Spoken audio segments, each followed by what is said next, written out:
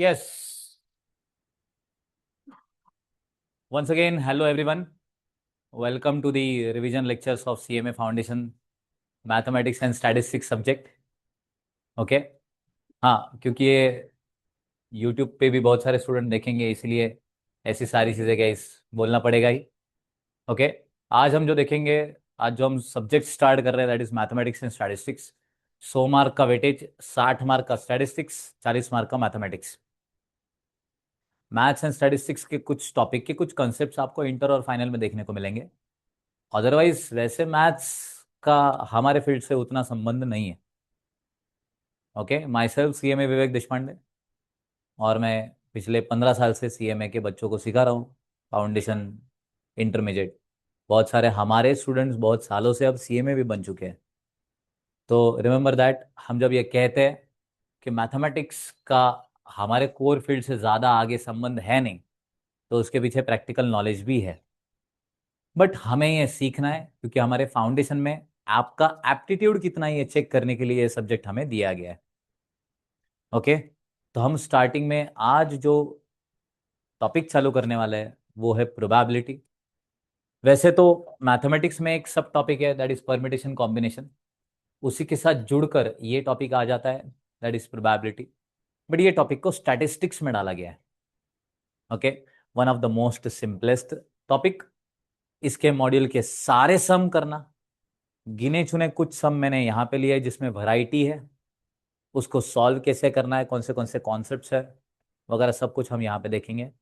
और इस नोट में मैंने सबसे इंपॉर्टेंट, सबसे बढ़िया चीज जो की है वो ये है कि आपके एक्सरसाइज थे, देखो एक्सरसाइज, वो एक्सरसाइज सॉल्व करके आपको इस नोट में दे दी है. अगर आपने मॉड्यूल में एक्सरसाइज के स्टैटिस्टिक्स के क्वेश्चंस देखे तो उसमें आंसर की है बट सॉल्यूशन नहीं है.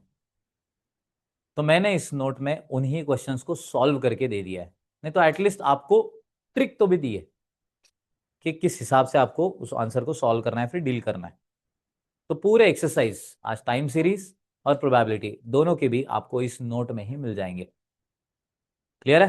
तो एट द एंड आप ये नोट डाउनलोड कर सकते हो. मैं आपको बताऊंगा किस हिसाब से. ड्राइव के ऊपर भी अपलोड करने वाले हैं, प्लस हमारे CMA बाई CMS ऐप के ऊपर भी वो अपलोड हो जाएगा. ओके. आपके डिस्क्रिप्शन बॉक्स में भी लिंक में वो आ जाएगा, इस डॉक्यूमेंट का लिंक, PDF आप वहाँ से डाउनलोड कर सकते हो. So welcome to the world of CMA foundation fast track revision guys. Lecture number 1 of statistics that is probability. Probability शक्यता. हर एक चीज में शक्यता जुड़ी हुई है, क्योंकि हम जिसके बारे में सोचते हैं वो फ्यूचर है, और फ्यूचर दोनों तरफ झुक सकता है. Future is unpredictable. इसलिए जिस चीज का इस्तेमाल करके हम फ्यूचर प्रेडिक्ट करने का ट्राई करते हैं वो होता है probability. Okay. So let's have look. पहले कुछ छोटा मोटा थियरी, और उसके बाद इसके कुछ इंपॉर्टेंट टर्म्स, और उसके बाद हम प्रैक्टिकल प्रॉब्लम की तरफ बढ़ जाएंगे. सो रैंडम एक्सपेरिमेंट या फिर ट्रायल किसे बोलेंगे हम? An experiment whose exact result can not be predicted in advance is called as random experiment. जिसका क्या आउटकम आएगा ये हमें मालूम नहीं है, तो उसे हम क्या बोलते हैं? ट्रायल बोलते हैं. ठीक है. सो जिसके एग्जाम्पल, अगर हमने कॉइन टॉस किया, ओके, कॉइन टॉस करना, तो हेड्स एंड टेल्स आ सकता है. थ्रोइंग अ डाइस, डाइस सबको मालूम है ना, तो इसके 6 बाजुएं होती है गेस.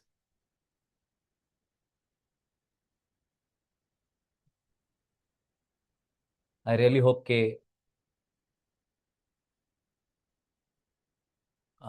आप मेरे ड्राइंग को समझ लेंगे. तो बाजू कितना है? 1 2 3 4. इधर वाला ये जो है flat, this is 5 and this one is 6. तो डाइस 6 बाजुएं है, याद रखना, 1 से लेके 6 रैंकिंग. उसके बाद पिकिंग अ कार्ड. तो आपको जो प्रोबेबिलिटी में सम जो आ रहे हैं ना, वो कॉइन से रिगार्डिंग, डाइस से रिगार्डिंग, कार्ड से रिगार्डिंग, या फिर बॉल्स, कलरफुल बॉल्स से रिगार्डिंग. ऐसे ये 4 टाइप है, इसी में से क्वेश्चंस बहुत बार आ रहे हैं. तो ये 4 टाइप याद रखना. मॉड्यूल में भर भर के सम है अच्छे हैं, और उनको सबको सॉल्व करना सिलेक्टेड मैंने यहाँ पे लिए, ताकि आपको थीम समझ में आ जाए. ठीक है. एक बार थीम समझ में आ गया तो हम आराम से इसे सॉल्व कर सकते हैं. सो example, when we toss a coin, we cannot say for sure whether head will come or tail will come. बराबर है ना. तो ये क्या है? ट्रायल. सेकेंड कंसेप्ट है that is outcome. The possible result of a random experiment is called outcome. तो हमने जो कुछ भी ट्रायल किया उसका जो रिजल्ट आया वो है आपका आउटकम। जैसे हेड भी आ सकता है, टेल भी आ सकता है, कोई डाउट? आगे, इवेंट मतलब क्या? Any outcome or group of outcomes is called an event. जैसे getting two on a die, वो हमने डाई फेंका, उसके ऊपर दो आया, ये इवेंट है ना उसमें से एक। Getting a head in a coin toss, अगर मैंने कॉइन टॉस किया और हेड्स आया तो ये भी उसमें से एक इवेंट है। इवेंट टाइप्स ऑफ इवेंट में पहला sure event, an event that will definitely happen when rolling a die getting a number less than 7। By default आपको मालूम है 1 से लेके 6 तक ही आने वाला है, लेस देन 7 आएगा ही ना, ये होता है श्योर इवेंट। हमने एग्जाम दिया तो पास है, फिर रिजल्ट आने ही वाला है, रिजल्ट आना इज श्योर इवेंट। आगे, impossible event, an event that can never happen, जैसे getting 8 on a normal die. 8 आ सकता है क्या? अरे 1 से लेके 6 तक ही है ना नंबर्स, तो 8 आ सकता है? पॉसिबल नहीं। Simple event, an event with only one outcome, जैसे गेटिंग 2 ऑन अ डाई, मैंने एक बार डाई फेंका उसके ऊपर दो आया, सिंगल इवेंट, सिंगल तो आ गया। अरे event. Next, compound event, an event with more than one outcome, जैसे getting an odd number on a die. अभी ऑड नंबर आप सब लोग को बोले 1 2 3 4 5 6 है नंबर्स, उसमें से ऑड नंबर्स कौन से 1 3 5, तो ये क्या है इस कंपाउंड इवेंट, मल्टीपल नंबर्स क्योंकि आ गया। Next, sample space, the set of all possible outcome is called sample space, जैसे जब हमने डाई फेंका तो उसमें 1 से लेके 6 तक, ये है sample space. Each element is called sample point. जिस जिस चीज को मैंने हाईलाइट करके दिया है सब कुछ एमसीक्यू है, समझ में आ रहा है? आगे, mutually exclusive event, two event that can not happen together at the same time. तुम एक तो पास हो गए तो फेल नहीं होंगे, फेल हो गए तो पास नहीं होंगे। ये क्या है? म्यूचुअली एक्सक्लूसिव इवेंट है। So in one coin toss head and tail can not come together, fair coin होना चाहिए, condition applied. Good. In one die throw even number and odd number cannot occur together, एक तो odd आएगा नहीं तो even आएगा, बराबर है। नेक्स्ट, इक्वली लाइकली इवेंट्स मतलब क्या? सबको same chance, event having the same chance of occurring, example in a fair coin head and tail are equally likely, in fair die 1 से लेके 6 ऑल हैव इक्वल चांस। ये एक एक terminology समझते जा रहा है ना सब लोगों को?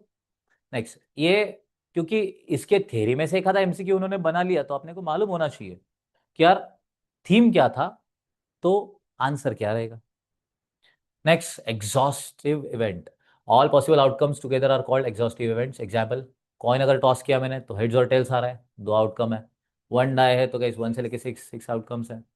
कॉइन का एक फॉर्मूला याद रखना, अगर 2 रेस टू n, ठीक है, कॉइन का अगर कोई भी क्वेश्चन आ जाता है तो क्या करना है, कॉइन का फॉर्मूला 2 रेस टू n, जैसे दो कॉइन फेंके तो 2 raise to 2, that is 4 possible outcomes है।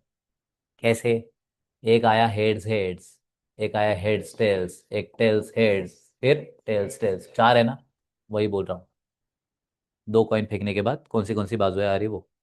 वैसे तीन फेंके तो इसका एन के जगह पे ये कॉइन डाल दो।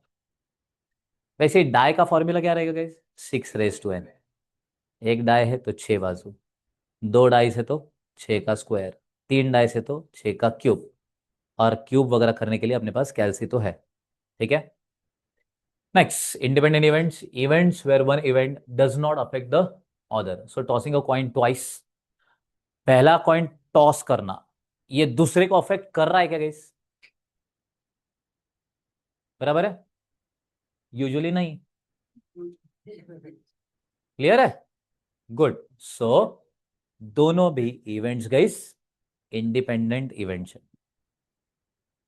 Next, dependent event, events where one event affects another, जैसे drawing a king from a cards without replacement. अब आपको मालूम है ना, कार्ड्स 52 होते हैं, चार टाइप के होते हैं। पहला कौन सा होता है रे?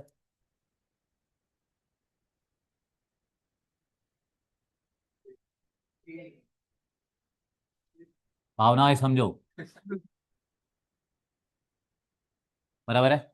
तो ये चार type, heart, diamond, spade and club, बराबर है।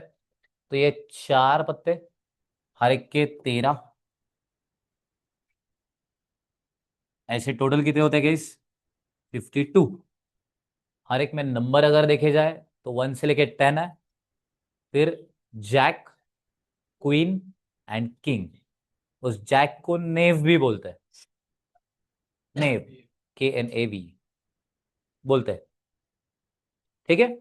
तो रिमेंबर दैट ये तीन ऐसे 13 13 कार्ड से बनते जाते हैं, याद रहेगा सबको। अब उन्होंने क्या बोला कि एक कार्ड हमने ड्रॉ कर लिया, दैट इज एक कौन सा, तो भी किंग, और उन्होंने रखा नहीं वो वापस। तो एक कार्ड निकाल लेने की वजह से गई टोटल नंबर ऑफ कार्ड में से भी एक कम हो गया, और किसी एक टाइप ऑफ पत्ता भी गई कम हो गया। तो अफेक्ट कर रहा है ना डिपेंडेंट इवेंट्स, किसी एक इवेंट का दूसरे के ऊपर इंपैक्ट गिर रहा है, रिमेंबर दैट। समझा? आगे। तो ये उन्होंने वही बोला है कि अगर मैंने फर्स्ट टाइम किंग ड्रॉ किया तो 4/52 मेरा आंसर आ जाएगा। बट अगर मैंने वही कार्ड वापस रखा नहीं तो किंग में से एक कम और टोटल नंबर ऑफ कार्ड्स में से एक कम, मतलब गाइस चेंज हो गया कि नहीं? बराबर है। ये करते कैसे? Total number of events guys नीचे लिखते हैं, मतलब टोटल नंबर ऑफ कार्ड्स आपके जैसे यहाँ पे, और जो रिक्वायर्ड है वो न्यूमरेटर में लिखते हैं, रिमेंबर दैट। ओके। अगर एक से ज़्यादा कार्ड, एक से ज़्यादा डाई, एक से ज़्यादा कॉइन अगर आ गया तो वो कॉम्बिनेशन में जा सकता है। कॉम्बिनेशन हम इसी में देखने वाले हैं, because one king is already remove. Okay. Simple and compound event जो हमने अभी देख लिया है guess, simple. Only one event occur, example getting head. Compound मतलब क्या? टू और मोर इवेंट अकर, जैसे throwing 2 dice. Complementary event, complementary मतलब क्या? आप और आपके अगेंस्ट वाला। समझ में आ गया? जैसे हम सेट थ्योरी में जब आगे सीखेंगे तो उसमें ए और ए डैश था, that is complement of set. तो आप और आपके एग्जैक्ट अपोजिट वाला, उसे कॉम्प्लीमेंट्री बोला जाता है। So the non occurrence of an event, if event A happens then complement means not A. जैसे एग्जाम्पल से अपन देखेंगे, इन्होंने बोला भी है प्रोबेबिलिटी ऑफ ए और probability of A dash. A dash मतलब नॉन अकरेंस, ये अकरेंस, दोनों मिलकर वन। वन इज 100% होता है हमेशा। वन मतलब क्या होता है हमेशा? 100%। रिमेंबर, जैसे अगर बारिश गिरने की प्रोबेबिलिटी का 0.7 है तो बारिश न गिरने की कितनी होगी? 0.3। क्या ये दोनों मिलके वन ही हो रहा है? ये -7 इधर आके प्लस हो जाएगा, बराबर है, दैट इज 100%। क्लियर है? Complement. Favorable cases, the outcome that helps the required event happen. Example, getting a diamond from a card. Diamond के कार्ड्स कितने अपने पास? 13।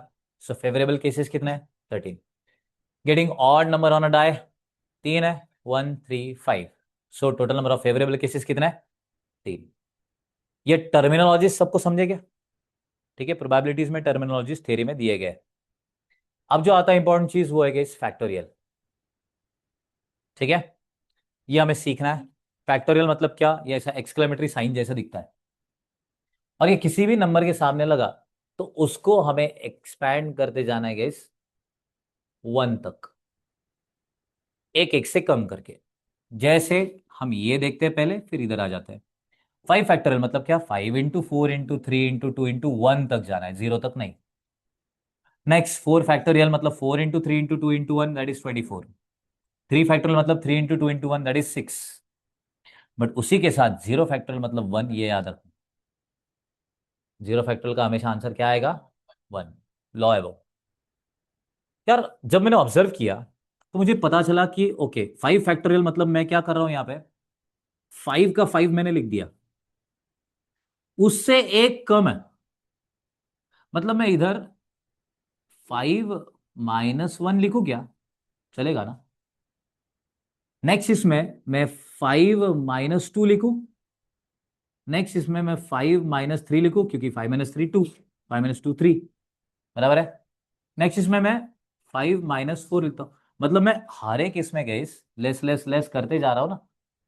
मैं अगर इधर 5 के जगह पे n पुट कर दूं, अगर मैं 5 की जगह पे n पुट कर दूं तो यही मेरा फॉर्मूला क्या बनेगा? पहले n फैक्टोरियल मतलब पहला 5 था मतलब n था, n इंटू n - 1, फिर n - 2, फिर n-3, n-4, बराबर है ना। ऐसे ये चलते जाएगा, मुझे कहाँ तक लेके जाना है इसे, एंड में 1 आता है ना, 1 तक। अरे ये जो मैंने फॉर्मूला अभी बनाया वही है ये फॉर्मूला।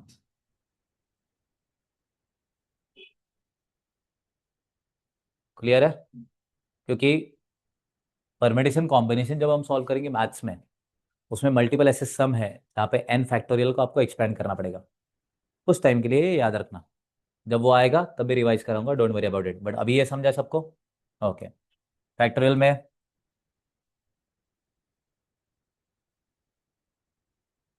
किसी को कोई डाउट नहीं रहेगा ऐसे मैं अज्यूम कर रहा हूँ, क्योंकि वो फैक्टोरियल हमें कहाँ पे यूज़ करना है, कॉम्बिनेशन के फॉर्मूला में यूज़ करना है। प्रोबेबिलिटी में जो ये टॉपिक अपने को दिया है, परमिटेशंस दिए नहीं है, उन्होंने खाली कॉम्बिनेशंस कवर किए हैं स्टैटिस्टिक्स के प्रोबेबिलिटी वाले टॉपिक में। तो हमें दूसरा जो फैक्टर सीखना है that is combination.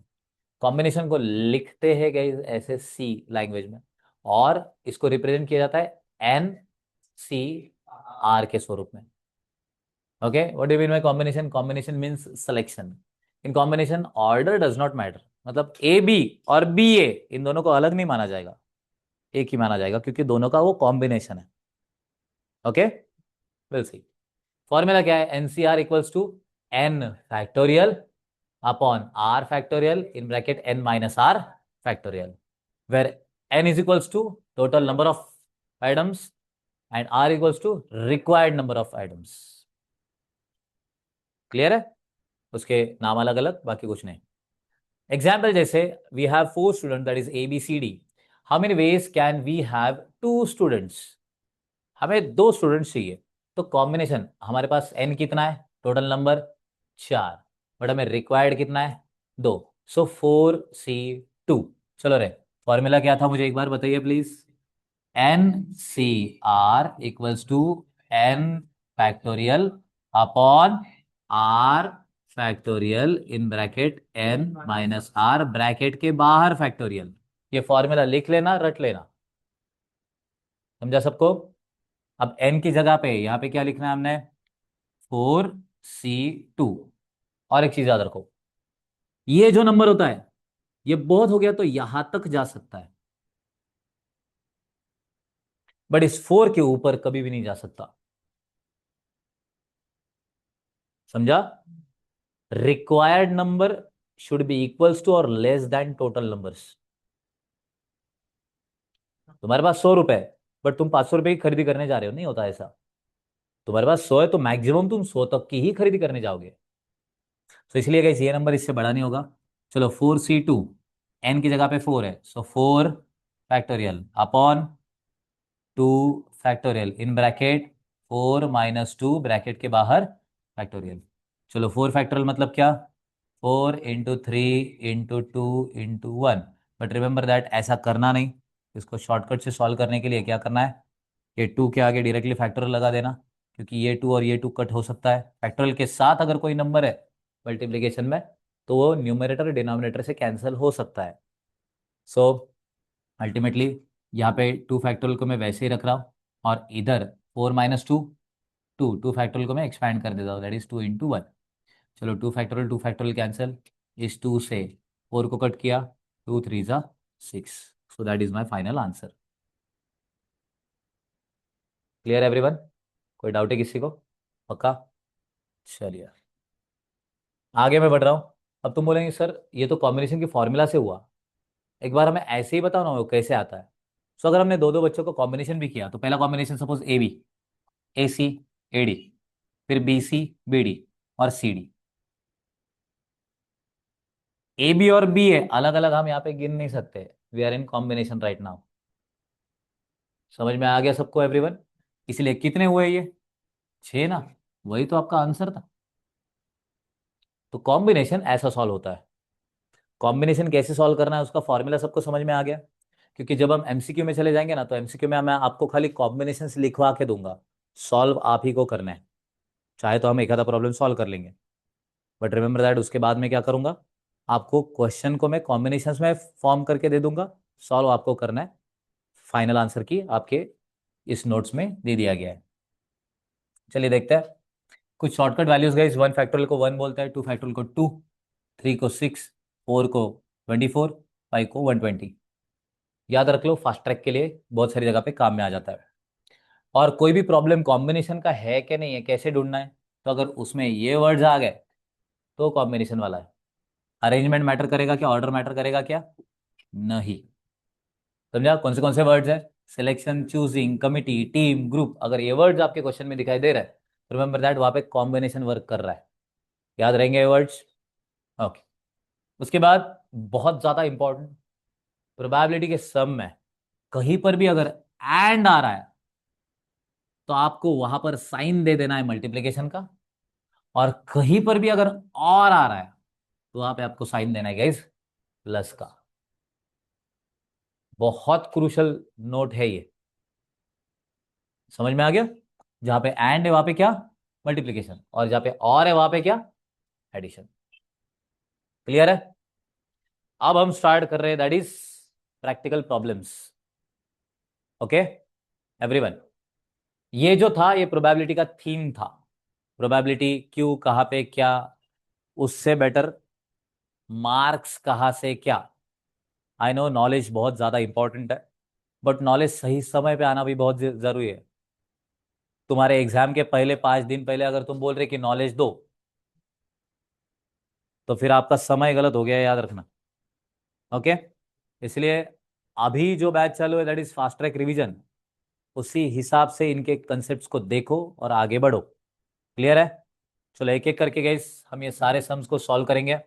I really hope कि आप सब लोग ट्राई करेंगे। Let's see. One card is drawn, तो वन है ना तो कॉम्बिनेशन नहीं बनता।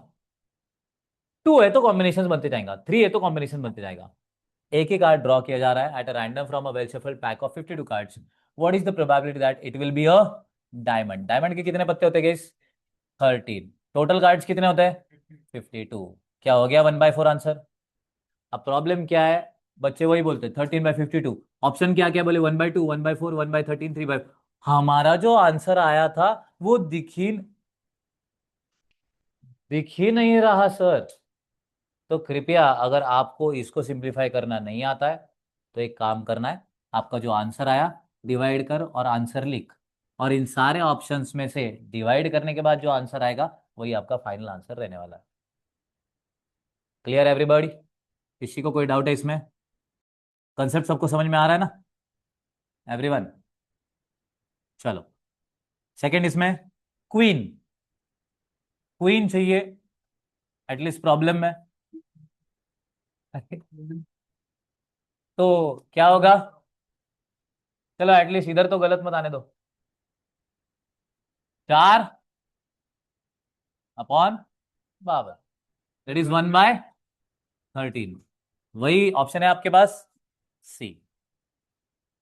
Next, a bag contains 7 red, 12 white and 4 green balls. 3 balls are drawn at random. What is the probability that all 3 balls are white? एकदम simple, एकदम सुंदर question है। जब भी कभी ऐसे बॉल वाला क्वेश्चन आए तो पहले क्या करना है, ये सारे बॉल्स गाइस टोटल कर लो। हम क्या करेंगे अभी?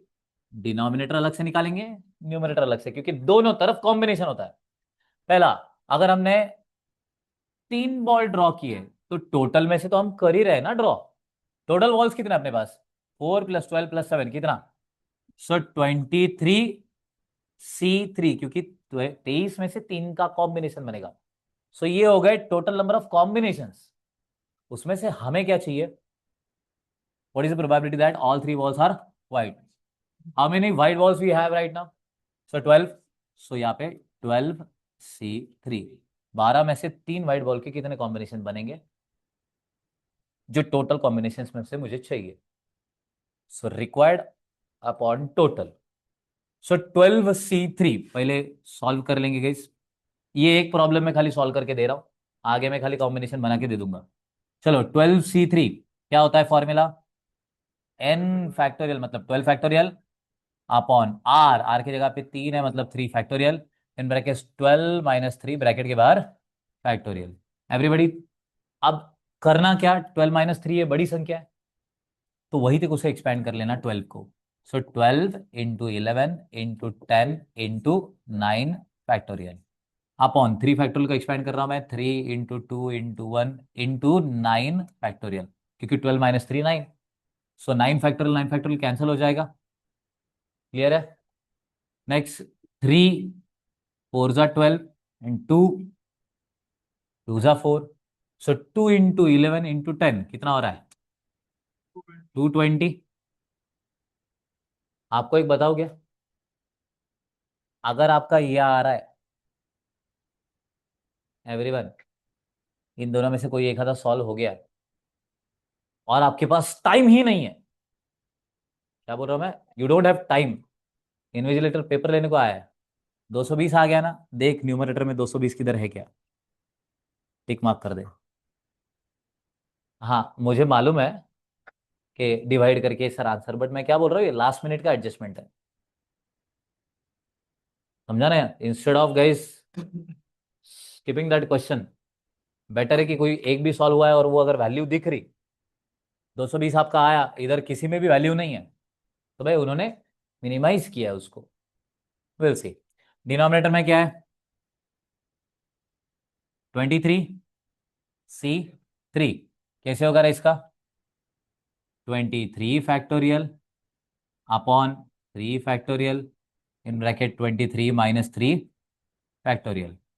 सो 23 × 22 × 21 × 20 कहाँ तक एक्सपेंड किया? इन दोनों का जो गैप है वही तक, डिवाइडेड बाय 3 × 2 × 1 × 20 फैक्टोरियल, 20 फैक्टोरियल गया, बराबर है 3 7 जा, बराबर है, एंड 2 11 जा। सो बताइए प्लीज एवरीबॉडी, 23 × 11 × 7 कितना आ रहा है? 177।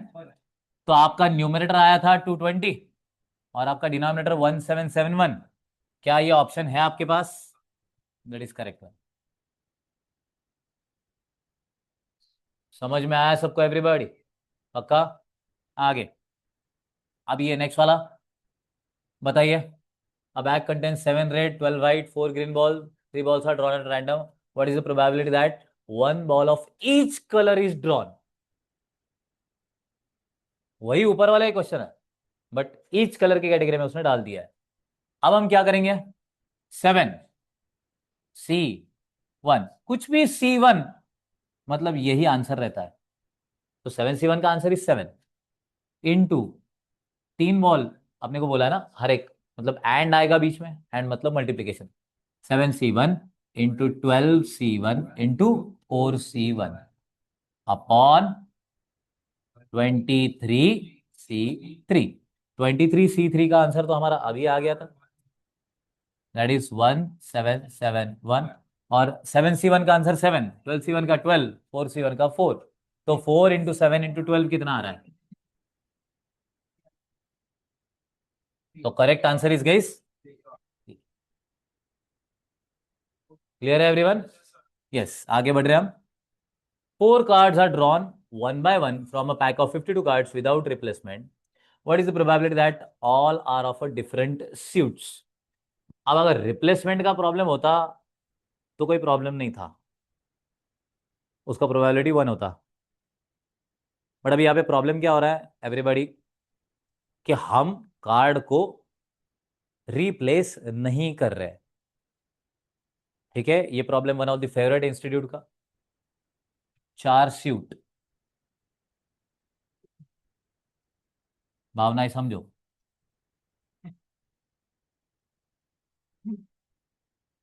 हर एक के 13 13 कार्ड्स है, बराबर है। मैं पहला कार्ड ड्रॉ कर रहा हूं, उसकी तो प्रोबेबिलिटी के 52/52 आएगी, पहला कार्ड। एंड अब मैं जो एक कार्ड निकाल लिया, सपोज वो हार्ट का था, तो उसके 13 पत्ते तो मेरे किसी काम के नहीं रहे ना, टोटल में तो वो होंगे। मैंने पहला जो कार्ड निकाला वो मैं वापिस नहीं रख रहा हूं, पर एक कार्ड तो गया, मतलब गई 51 कार्ड बचे। बट इशू ये है कि अब हार्ट के रिमेनिंग 12 कार्ड, मतलब मैंने जो एक निकाला प्लस 12, ये किसी काम के नहीं रहे, एक टाइप गया। तो अगर मैंने टोटल 52 कार्ड्स में से 13 कार्ड एलिमिनेट कर दिए तो कितना रहेगा? 39। अब सपोज ये दूसरा कार्ड निकालने की प्रोबेबिलिटी, मैंने एक कार्ड निकाला और वो है गाइस डायमंड, वो भी अगर निकाल लिया मैंने, तो बाय डिफॉल्ट टोटल में से गाइस, सॉरी यहाँ पे इनटू, टोटल में 50 और न्यूमरेटर में गाइस 26। ये कार्ड निकालने की प्रोबेबिलिटी, दो टाइप रहे ना अभी, ये और ये, 13 13 26। सो मैंने और एक कार्ड निकाला, ये आ गया, बाय डिफॉल्ट बचे कितने? 13 कार्ड्स आउट ऑफ 49। ये चार कार्ड निकालने की प्रोबेबिलिटी है ना अलग अलग, बस इसको मल्टीप्लाई कर दो, आपका फाइनल आंसर आ जाएगा। न्यूमरेटर का न्यूमरेटर के साथ ही मल्टीप्लिकेशन होता है, डिनोमिनेटर का डिनोमिनेटर के साथ ही। कितना आ रहा है एवरीवन? 6 8। ओके।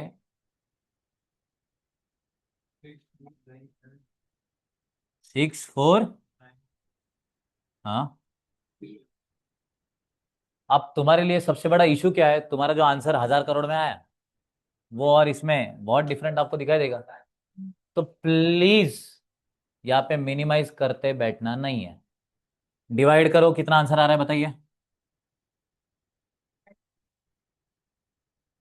0.105। और आपका जो करेक्ट आंसर है बी, सपोज उसको डिवाइड करके देखो कितना आंसर आ रहा है।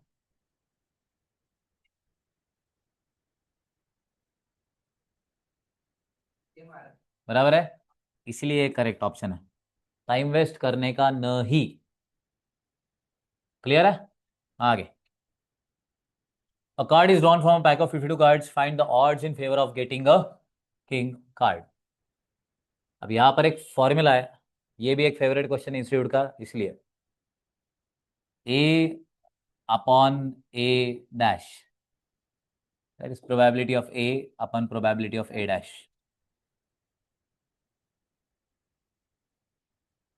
ओके एवरीवन, अब देखिए इस पर्टिकुलर क्वेश्चन में, a card is drawn from a pack of 52 cards, find the odds in favor of getting a king। King निकलना, यह हमारे लिए हमारा इवेंट है। किंग्स टोटल कितने होते हैं एवरीवन? 4 out of 52। बराबर है एवरीबॉडी? और वही, अगर मैंने ए डैश, अगर ये प्रोबेबिलिटी ऑफ ए है, तो सेकेंड वाला प्रोबेबिलिटी ऑफ ए डैश हमारे लिए क्या हो जाएगा? 48/52। चार किंग है तो 48 नहीं है ना, दोनों मिलकर 52 बन रहे हैं। ये हमारे फेवरेबल है, ये नॉन फेवरेबल है। तो बाय डिफॉल्ट 4/52 अपॉन 48/52, इधर आके रेसिप्रोकेट हो जाएगा क्या एवरीवन? तो इसको मैं कर रहा हूँ 4/52 इंटू 52/48। ये कट गया, क्या बचा गाइस? 4/48 equals to 1/।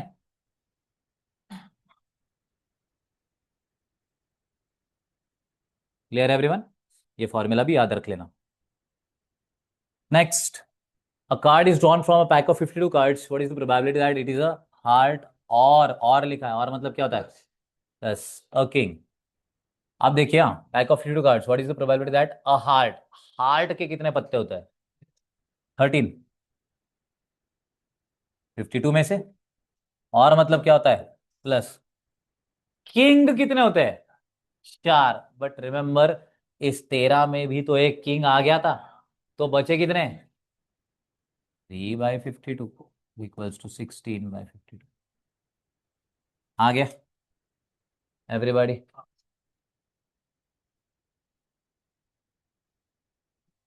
आ सब आए के इधर तक? गुड। चार चार से डिवाइड कर दो, यही आंसर आ जाएगा। नेक्स्ट, चलो सुंदर question. A man wants to marry a girl having qualities white complexion, the probability of getting such a girl is 1 in 20। Professionally qualified,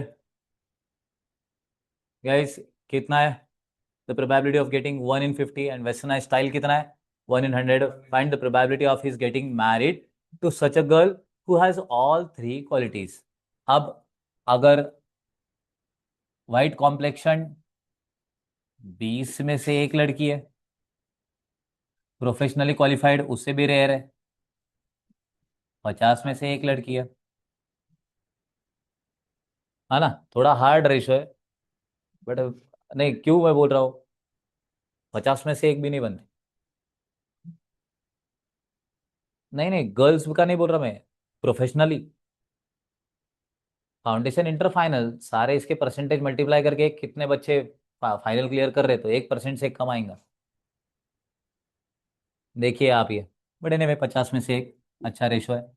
और इनटू क्या है ये, वेस्टर्नाइज स्टाइल, तो 100 में से एक है. तो चलो न्यूमरेटर तो ठीक है 1, बट डिनोमिनेटर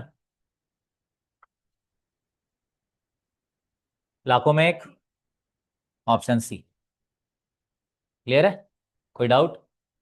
यस, आगे. चलो एवरीवन, ये क्वेश्चन आप लोग सॉल्व करो भला क्या, everybody. Fast track, be quick. देखते हैं आपको जम रहा है कि नहीं. ऑनलाइन स्टूडेंट्स, आप ट्राई करके देखो, उसके बाद मैं तुरंत सॉल्व करके दे रहा हूँ.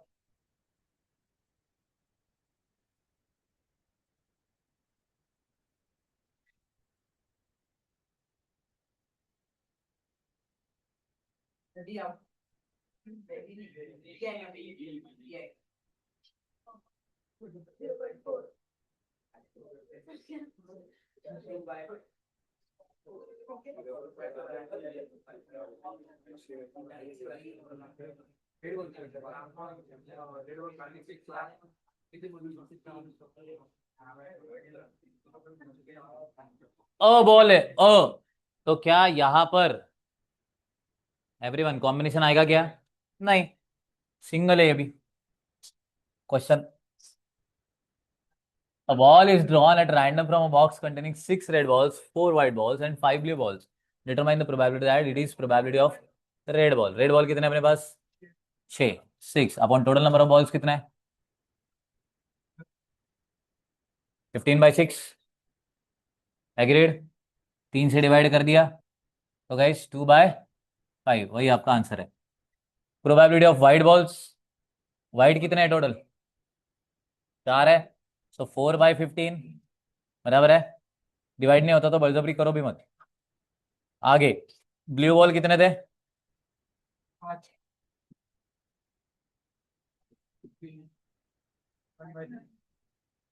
1/3, very good. Next, probability of not red, red कितने हैं? तो नॉट रेड 9. प्लीज कैल्सी भूलना मत, हाँ? एग्जाम में जाते समय कैल्सी भूलना है हमें नहीं. आगे, प्रोबेबिलिटी ऑफ रेड और व्हाइट, रेड कितना है, व्हाइट कितना है? और है मतलब कितना आएगा? ठीक है, दैट इज 2/3. कोई डाउट? उसके बाद यहां पर बेस थ्योरम नाम से एक थ्योरम था जिसमें जॉइंट प्रोबेबिलिटी आई थी. हमारे लिए जो टोटल नंबर ऑफ इवेंट्स थे वो डिनोमिनेटर में, उसमें से हमें जो चाहिए था वो न्यूमरेटर में गया था.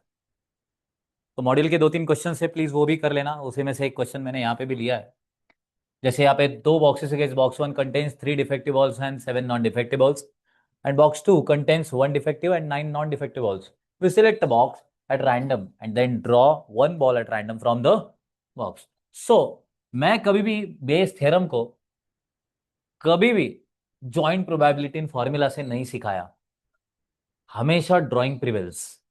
तो क्या बोला है उसने, 2 बॉक्स, बाकी सारा एक बॉक्स है तो उसका आने का प्रोबेबिलिटी 1/2, इसका भी 1/2 इंटू, फिर उसका खेलो ही मत, ड्राइंग निकालो, 2-2 मिनट में आंसर हो जाता है. कितने बॉल्स है अपने पास यहाँ पे? 10. इधर भी कितना है एवरीबॉडी?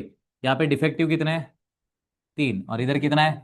1. पहला क्वेश्चन क्या पूछा उसने, अब box is selected at random and 1 ball is drawn, what is the probability of drawing a non defective ball? अब टोटल नंबर ऑफ बॉल्स अपने पास कितने हैं? 20। उसमें से नॉन डिफेक्टिव कितने हैं? नॉन डिफेक्टिव मतलब क्या होता है? 16। 16/20, दैट इज 4/5। Clear everybody? चलो बताओ डिफेक्टिव कितने हैं? 4। A box is selected at random from two boxes and one ball is drawn. What is the probability of drawing a defective ball? ऊपर वाले क्वेश्चन में अगर डिफेक्टिव बॉल, तो defective कितने थे? 4/20। सो कितना होगा ये? 1/5। वही आपका आंसर है। और वही last, if a defective ball is drawn, what is the probability that it came from box 1? तो अगर हमने बॉल ड्रॉ किया और वो डिफेक्टिव बॉल आया और वो भी बॉक्स 1 से आया, अब तुम्हारे पास डिफेक्टिव बॉल्स कितने हैं? 1 2 3 और वो 4। और पहले वाले बॉक्स में कितने डिफेक्टिव बॉल है? 3। 4 में से 3 मतलब गाइस 3/4 हो गया ना आंसर? तो ड्राइंग्स देखो, बाकी सारी चीजें ऑटोमेटिकली सॉल्व हो जाएगी। कोई डाउट है? चलो आगे बढ़ रहे हैं हम। What is the chance that a leap year selected at random will contain 53 Sundays? ये एक इनका फेवरेट सब्जेक्ट, एकदम फेवरेट। अब यहाँ पे क्या है? लीप ईयर है। लीप ईयर में डेज होते हैं 366। ठीक है। वीक में एक तो संडे आएगा, तो गाइस डिवाइडेड बाय 7 करो, कितना होता है? 52.285। ये है आपका आंसर। 52 संडेज तो आ ही रहे हैं, 53rd संडे आने की प्रोबेबिलिटी 0.285। देखो भला क्या इनके आंसर को डिवाइड करके वही आ रहा है क्या?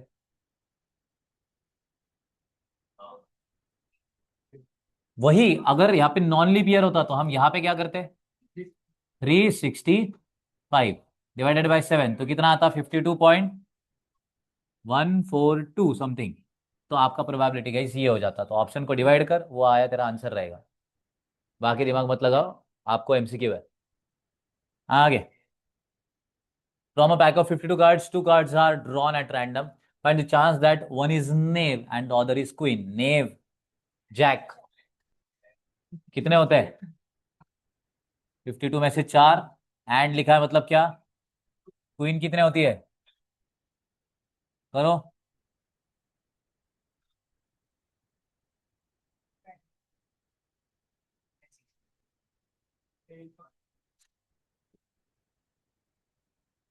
आ रहा है?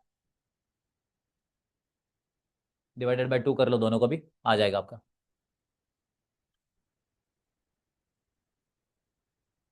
आ रहा है ना? 16 बाई समथिंग डिवाइडेड बाय 2 कर लिया तो यही आंसर रहेगा जो आपको यहाँ पे दिखाई दे रहा है। क्लियर है? आगे। A class consists of 100 students. 25 of them are girl and 75 boys. 20 of them are rich, remaining are गरीब. 40 of them are fair complexion. What is the probability? नसीब है नहीं क्या? आगे लिखा नहीं इसमें।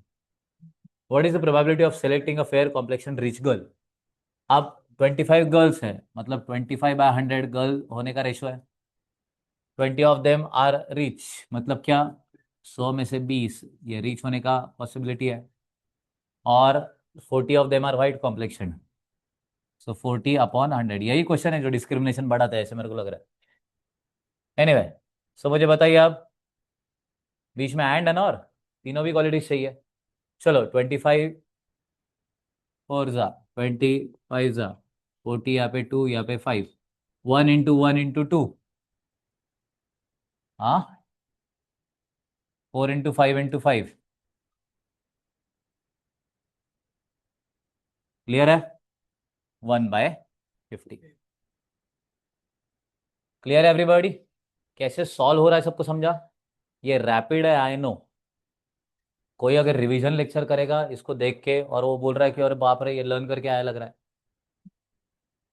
कुछ नहीं करना, 0.5 पे देख लेना। क्लियर है? जहां से सम चालू होंगे वहां से 0.5 पे कर लेना। तो मैं भी स्लो बोलूंगा और सम भी स्लो जाएगा। क्लियर है? ये कुछ, एवरीबॉडी, ये कुछ एमसीक्यूज थे जो मैंने सॉल्व करके आपको दिए। तो आपको आंसर कैसे निकालना है, फिर ऑप्शन कैसे देखना है और उसको टिक मार्क कैसे करना है, ऐसे। बहुत सारे बच्चों का यही डाउट रहता, सर हमें मैथ्स एंड स्टैट जम तो रहा है बट एमसीक्यू कैसे? तो बेटा ऐसे। क्लियर है? तू बहुत अच्छा सिखाया, बट एमसीक्यू आने के बाद हमें डर लग रहा है। तो एमसीक्यू ऐसे आएगा, आपका आंसर उसमें से ही ढूंढना है। क्लियर है? और आपको एग्जाम में अलग से क्या करना पड़ेगा, एक ऐसा गोल रहेगा, गोल, उसको भरना है, सही वाले को। और एक इंपॉर्टेंट बात मैं कह रहा हूं एवरीवन, हाथ जोड़ के, हाथ जोड़कर विनती है सबको, प्लीज 5-5 के ग्रुप में सम सॉल्व हुए कि सर्कल कर लो, 5-5 कंपल्सरी है। पहले ही वार्निंग दे रहा हूं, ठीक है? तभी भी, क्यों मैं बोल रहा हूं ऐसा, तुम सारे एमसीक्यूज कर लिए, बाद में एंड में बोले अभी कार्यानुभव कर लेते हैं। तुमने सारे आंसर कर लिए, तुम्हारा आखिरी वाला चालू है जिसका आंसर था बी, तुमने आखिरी वाले को बी कर लिया, और अगर आपको दिखा कि और एक बाकी है, तब आपको समझेगा कि मैं क्यों बोल रहा था 5-5 के ग्रुप में जाओ। किसी भी क्वेश्चन में अगर 2 टिक मार्क किए हैं तो वो क्वेश्चन डिबार हो जाता है, याद रखो। समझा? और वो सर्कल का बाउंड्री इसलिए दिया है ताकि आप उसके बाहर ना जाओ, ये उनको एक्सपेक्टेड है। ठीक है एवरीवन? चलो, तो ये था गाइस प्रोबेबिलिटी वाला क्वेश्चन और उसके कुछ आंसर्स। अब सुन लो एवरीवन, आपका जो मॉड्यूल में जो एक्सरसाइज है ना, वो एक्सरसाइज की आंसर की मैंने यहाँ पे दे दी है। जो थ्योरी वो तो डायरेक्टली आ जाएगा, बट बाकी जो क्वेश्चंस है वो सारे के सारे गाइस आपको भी तो एक्सप्लेनेशन यहाँ पे मिल जाएंगे। ठीक है? तो रिमेंबर दैट, जितने भी क्वेश्चन पॉसिबल है, जितने भी फिजिबल है, उसकी एक तो आंसर की, नहीं तो कुछ ना कुछ तो भी छूट मूट पॉइंट, वो आपको यहाँ पे मिल जाएगा एक्सप्लेनेशन के स्वरूप में। तो ये डाउनलोड कर लो, एक्सरसाइज के क्वेश्चंस भी दे दिए है ऊपर, तो आपको वो क्वेश्चंस मॉड्यूल से देखने की भी जरूरत नहीं, ये शीट सॉल्व कर लो तो आपका एक्सरसाइज सॉल्व हो जाएगा। ठीक है? वो भी बहुत सारे बच्चों का प्रॉब्लम था कि सर मॉड्यूल के सारे क्वेश्चंस हो गए बट एक्सरसाइज का क्या, तो ये क्लियर है सबको? तो प्लीज इसमें से प्रैक्टिस करना, आपका काम हो जाएगा। अब हम नेक्स्ट टॉपिक की तरफ बढ़ रहे हैं। आई रियली होप कि प्रोबेबिलिटी का आपको एक सारांश मिल गया होगा। ठीक है? क्योंकि ये रिवीजन है, तो रिवीजन में रिवीजन ही रखना। ठीक है? विजन कर कर आए हो, ऐसा मैं अज्यूम कर रहा हूं। Okay everybody? चलिए, अब हम आगे बढ़ रहे हैं, दैट इज टॉपिक नंबर 8 आपका, स्टैटिस्टिक्स में जो आखिरी टॉपिक है। ये प्रोबेबिलिटी, और ये श्योर शॉर्ट मार्क है वाला इसमें से, इसमें कोई मार्क आपका जाना ही नहीं चाहिए क्योंकि एकदम सिंपल में से सिंपल टॉपिक है। ओके? प्रोबेबिलिटी में गाइस थोड़ा सा दिमाग लगेगा, इसमें तो वो भी नहीं है। ओके? ये पूरा फॉर्मूला के ऊपर बेस्ड है, और इसमें एक स्टोरी है जो ऑलरेडी कुछ बच्चे सीख चुके हैं और आज फास्ट ट्रैक वाले भी बच्चे सीख लेंगे। पहले तो इंडेक्स नंबर, यूजुअली ये इंडेक्स नंबर टाइम सीरीज ये क्यों किया गया, ताकि हम कंपेयर कर पाए, पिछले बार क्या प्राइस था, इस बार क्या प्राइस है, पिछले बार क्या क्वांटिटी था, इस बार क्या क्वांटिटी है, कितना परसेंट डेविएट हुआ, पॉजिटिव निगेटिव वगैरह वगैरह। ठीक है? चेंज जो आ रहा है वो कितना परसेंट आ रहा है, उस हिसाब से हम डिफाइन कर पा रहे हैं कि ओके फाइन, अच्छा हुआ कि बुरा हुआ। तो इसलिए इसका जो इंडेक्स टूटेगा वो मेनली प्राइस एंड क्वांटिटी में ही टूटता है। Okay? So let's see, index number है क्या? An index number is a statistical measure used to show changes in price, quantity या फिर वैल्यू। ओके? प्राइस और क्वांटिटी से ही तो वैल्यू डिफाइन होगा। देखिए, ओवर टाइम प्लेस और situation it is usually express in percentage form, मालूम है ना सबको? इसीलिए हर जो कोई भी फॉर्मूला यहाँ पे इंडेक्स नंबर में आपको दिखेगा इंटू 100 दिखेगा ही, क्योंकि ये ऑलवेज शो होता है इस परसेंटेज फॉर्म में। Next, simple definition, index number shows the average change in a group of items compared with a base year। Base year जो कुछ भी रहेगा और अभी का जो करंट आया है उनका डिफरेंस। यार लास्ट टाइम मुझे ना 95% थे, इस टाइम 97 आए, तो 97/95 तब जाके मैं कंपेयर करूंगा। समझ में आया? लास्ट टाइम मैं 95 लेके आया, अब मेरे 50 के वांदे दिख रहे। क्लियर? अरे हो सकता है ना ऐसा, बराबर है, डिफरेंट डिफरेंट कोर्स है, रिमेंबर दैट। तो हम क्या करेंगे, 95 को बेस लेंगे और ऊपर 50, तो कितने से डेविएट हुआ इनटू 100 करके परसेंटेज में अमाउंट निकाल लेंगे। बेस ईयर का डेटा हमेशा 100% याद रखना। चलो आगे, example, if wholesale price index is 2020 is 250 compare to 2010, it means base year क्या है हमारे लिए, 2010, 100, और करंट ईयर कौन सा है हमारे लिए, 2020, दैट इज 250। तो इंक्रीज कितने से हुआ, 250 माइनस 100 दैट इज 150% से हुआ। बेस को क्या बोला जाता है गेस, 100 बोला जाता है मोस्ट प्रोबेबली, ये याद रखिएगा। सो दस प्राइजेस इंक्रीज बाय 150%, परसेंटेज का साइन भी है आगे, कोई डाउट? चलो आगे, base year and current year. Base year मतलब क्या, ईयर यूज फॉर कंपैरिजन, वैसे ही करंट ईयर मतलब क्या, year whose change is measured. जिसका चेंज हमें मेजर करना है लास्ट ईयर से, वो हमारे लिए क्या बनेगा, current year. Usually base year का वैल्यू 100 लिया जाता है, याद रखो। अब इंडेक्स का formula, P1 upon P0, current year upon base year, P1 upon P0 into 100। ठीक है ना, इसके भी प्रॉब्लम्स हम सॉल्व करने वाले हैं, बट क्या है ये, rise index, P1 upon P0 into 100। Simple example, जैसे प्राइस 2010 में 50 था और 2020 में 125, तो प्राइस इंडेक्स कैसे निकलेगा, P1 upon P0, 125 by 50 into 100, कितना हो गया, 250%, दैट इज 2.5 टाइम्स। 250% मतलब 2.5 टाइम्स होता है, 200% मतलब 2 टाइम्स होता है। समझा एवरीवन? आगे, अब इंडेक्स नंबर के types, price index, measure changes prices, example, wholesale price index and consumer price index. Quantity के गैस, measure change in a quantity produce or sold, production of rice in different years, quantity wise change होगा। Okay, wheat का भी देख सकते हैं, multiple जितने भी गुड्स है उन सब का देख सकते हैं हम। Value index, measure change in total value. So value index usually अपने मॉड्यूल में वगैरह में दिया नहीं है, बट ये देख लेना। क्या, वैल्यू इंडेक्स में P1 Q1 upon P0 Q0, price into quantity है वो, कितने रुपए के गुड्स थे और कितना क्वांटिटी था, मल्टीप्लाई कर, लास्ट टाइम में कितने रुपए में थे कितना क्वांटिटी था, मल्टीप्लाई कर, कंपेयर कर। ठीक है, नेक्स्ट, डिफ्यूजन इंडेक्स मतलब क्या, shows extent of spread of increase और डिक्रीज, किस लेवल तक इंक्रीज डिक्रीज डेटा हो रहा है, वो कौन बताएगा, diffusion index. Other index number use for specific purposes, जो स्पेसिफिक पर्पज है उसके लिए यूज करना, बाकी उस डेटा को डंप करना।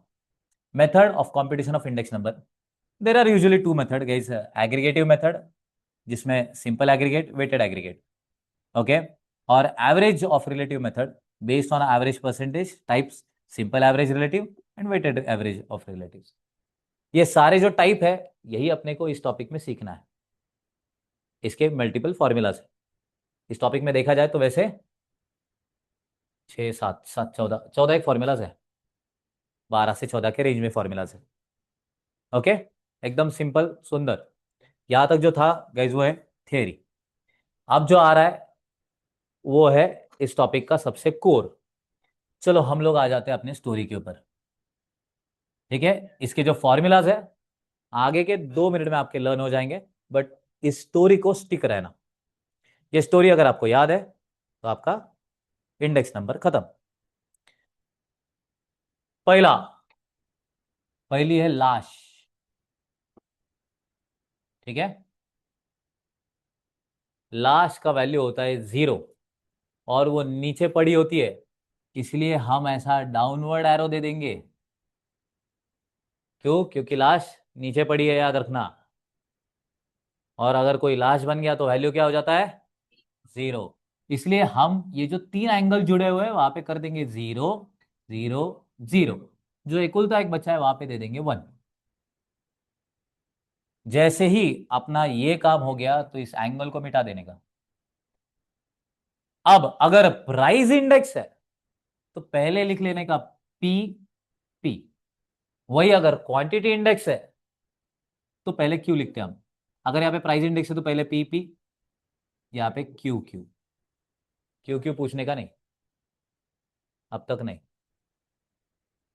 ये हो गया डिवाइडेड बाय का लाइन। यहाँ पे समेशन, समेशन समेशन मतलब क्या होता है, टोटल उसका, ठीक है। और इनटू 100, देखो रे, यही वाला फॉर्मूला आपको दिखाई देगा।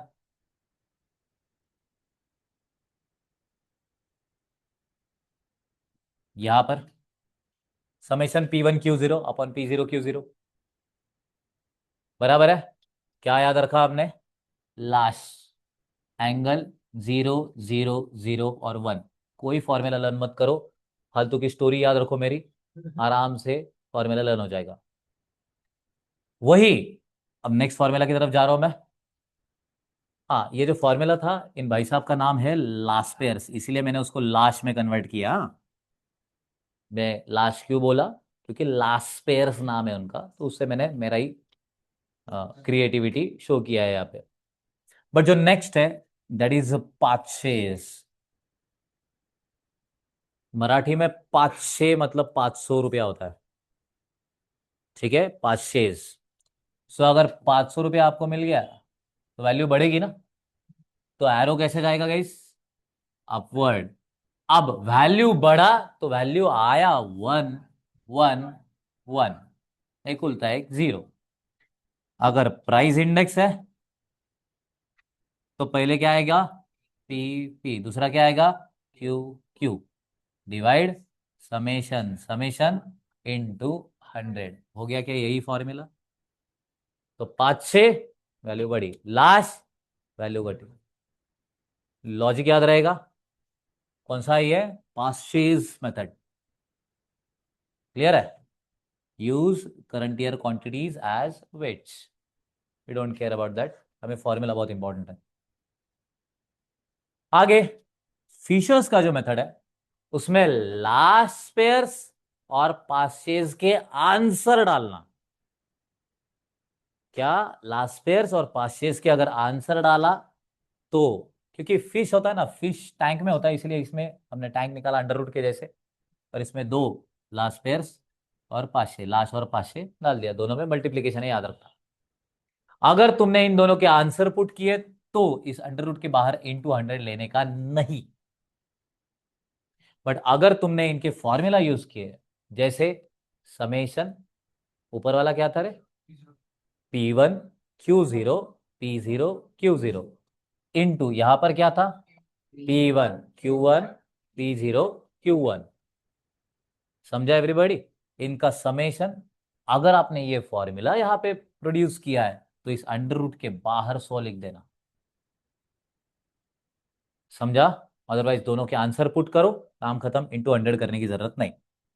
एंड नेक्स्ट बाउलेज, बाउले का दिमाग आधा होता है, इसीलिए लास्ट पेयर्स प्लस पास्चेज दोनों का ऐड कर डिवाइडेड बाय 2 कर, क्योंकि दिमाग आधा है। क्लियर है, ये ऑथर्स के नाम है, मैं इनको डिफेम नहीं कर रहा, कोई केस फाइल मत करो, करना है तो करो, फिर मैं भी देखूंगा। हाँ, बट प्लीज रिमेंबर दैट ये सारा मेमोरी टेक्निक है। पहला कौन सा आ रहा है, लास्ट पेयर स्लैश, सेकंड कौन सा आ रहा है, पांच शेष, बराबर है, एक से वैल्यू डाउन एक से वैल्यू अप। थर्ड वाला फिशर्स, टैंक के अंदर। एंड फोर्थ वाला कौन सा, बाउलेज, दिमाग आधा, इसलिए डिवाइडेड बाय 2। जहां पर, हाँ, यहां तक सबको क्लियर है क्या, आगे simple average of relative index, इसमें first find price relative of each commodity, then take their average.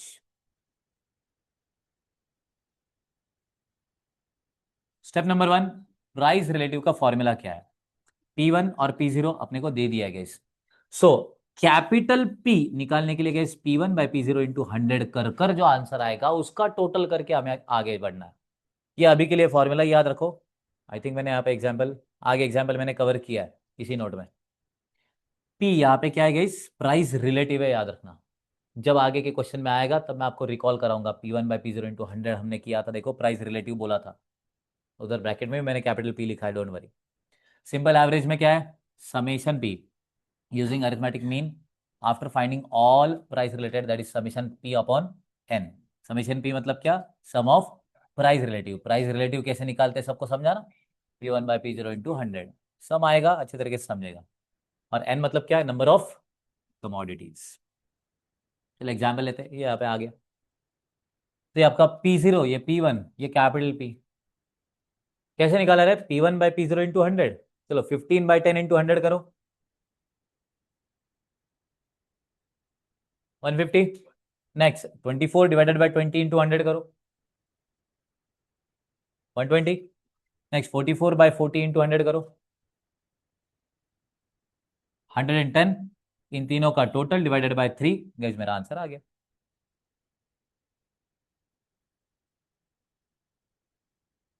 सबको समझा, इस हिसाब से हमने किया है, किसी को इसमें कोई डाउट है क्या? ओके, ऐसे सम है अपने पास, हाँ एग्जाम में, इसलिए। अब आपका आंसर आया 126.67, that is, so index number is 126.67%। So this means the prices are increase by 26.67%, ये होता है उसका मतलब। किसी को यहां तक कोई डाउट? चलिए आगे, यूजिंग ज्योमेट्रिक मीन। अब ज्योमेट्रिक मीन मैंने आपको सबको कैलकुलेटर के ऊपर के लॉग कैसे निकालना है वो बता दिया, बट मैं ये फास्ट ट्रैक वाले सीरीज में भी लॉग कैलसी के ऊपर कैसे निकालना है वो मैं देने वाला हूँ मेरे नोट्स में ही। So don't worry about it, किसी को अगर नहीं आता है तो आगे के लेक्चर्स देख लेना, तो आपको पता चल जाएगा कि कैलसी के ऊपर लॉग कैसे निकालता है। बट यहाँ पे उसका इस्तेमाल कैसे किया है, P01 = anti log of summation log P, मतलब जो P का वैल्यू आएगा उसका लॉग निकाल, उसका टोटल ले डिवाइडेड बाय जितने नंबर टेक कर और उसका एंटी लॉग निकाल, तो ये आंसर आएगा। एक प्रॉब्लम दिया हुआ है, हम सॉल्व करेंगे, अच्छे तरीके से समझ में आएगा। नेक्स्ट, वेटेड अरिथमेटिक मीन और रिलेटिव इंडेक्स मतलब क्या?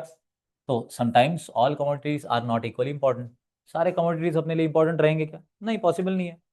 सो वेट्स आर असाइन, फॉर्मूला क्या है, समेशन P W/समेशन W। ये सारे फॉर्मूला जो आपको दिख रहा है वो हमारे लिए बहुत क्रूशल है, क्योंकि हर एक जगह पर जहां जहां आपको P दिखाई दिया वहां पर अगर आपने Q को प्लेस कर दिया तो वही सारा क्वांटिटी इंडेक्स में बदल जाता। ये फॉर्मूला आपने रट लिया है, बराबर है। P की जगह पे Q और Q की जगह पे P अगर आपने पुट कर दिया तो आपके क्वांटिटी के सारे फॉर्मूलाज आ जाएंगे। ओके, वैसे उसके लिए भी मैंने एक पेज छोड़ा है, वहां पे अपन सॉल्व करेंगे। सिंपल एग्जांपल, कमोडिटी दिया गया इसे ABC, प्राइस रिलेटिव निकाल के ही दिया है, कैसे निकालना है आपको मालूम है, P0/P1, बराबर ना? नहीं नहीं, P1/P0 × 100। वेट दे दिया है, इन दोनों का मल्टीप्लीकेशन 600, 450, 220, इन सब का टोटल कितना हो गया देखो भला क्या, 1270। और समेशन ऑफ W कितना हो गया, 10। इन दोनों को अगर डिवाइड किया तो आपका आंसर आ जाएगा। क्लियर है? ओके, इसका इस्तेमाल कैसे करना है we'll see। अब एक लाइन क्या लिखा है, replace P with Q and Q with P and you will get all formulas of quantity index. कौन से फॉर्मूलाज गए हमने देखे, प्लीज मुझे मदद कीजिएगा। सॉरी, P1/P0, तो Q1/Q0 क्वांटिटी इंडेक्स, बराबर है, इंटू 100, बराबर है। लास्ट पेयर्स में क्या है, स्टोरी वही, सोच नहीं। सो 0 0 0 1, Q Q P P divide summation summation into 100। हाँ, ऐसे जरा। नेक्स्ट, ऐसे इसको रिप्रेजेंट कैसे करते हैं गाइस, QL करते हैं, मतलब quantity index of class pairs, ऐसा। नेक्स्ट, पासेस समेशन ऑफ गलत हो गया,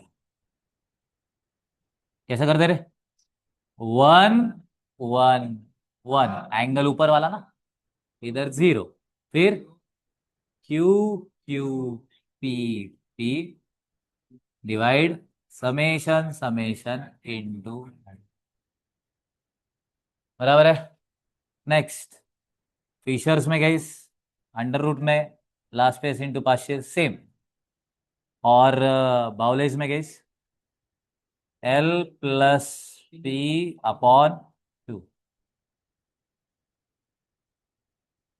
क्लियर है? अगर फाइनल आंसर लिए तो इंटू 100 करने का, नहीं पिंटू। समझा? आगे, आगे के जो दो तीन फॉर्मूलाज थे गाइस वो भी वैसे के वैसे ही कैरी फॉरवर्ड है। लॉग वाला भी, अर्थमेटिक मीन वाला भी। पी के जगह पे खाली क्यू आप डाल दो।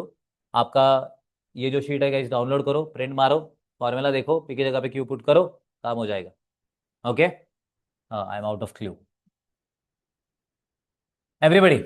अब हम आते हैं क्वेश्चंस के ऊपर। ठीक है, क्वेश्चन का फॉर्मेट कैसा है वो खाली देखना है, कैलकुलेशन आपको जम जाएंगे क्योंकि वी हैव कैलसी।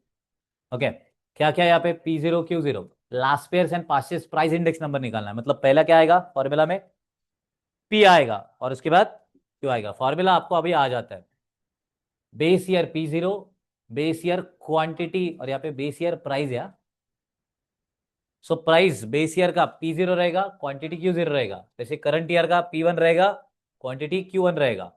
सारे अपने को क्वेश्चन में दे दिए लास्ट पेयर का ये फॉर्मूला। तो हमें जरूरत किसकी है, P1 Q0 P0 Q0 की। तो हमने क्या किया, P1 Q0 P0 Q0 इनका मल्टीप्लीकेशन किया, ये नंबर आए, उनका टोटल लिया, इधर लिख के इंटू 100 और मल्टीप्लाई करके आंसर। क्लियर है? हाँ, हमारे पास कैलकुलेटर है गाइस, इसलिए हमें कोई टेंशन नहीं। आप जब ये शीट डाउनलोड कर लेंगे तो मैं पहले प्रोसेस समझ लो, कैलकुलेशन आपको जम जाएंगे, डोंट वरी अबाउट इट।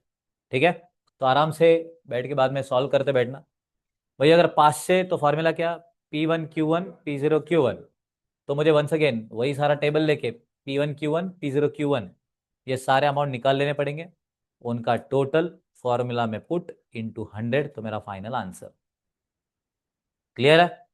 वैसे ही फिशर, तो गाइस ऊपर के जो दो आंसर थे उसको खाली मल्टीप्लाई करके अंडर रूट में डाला है, इंटू 100 किया क्या, बिल्कुल नहीं।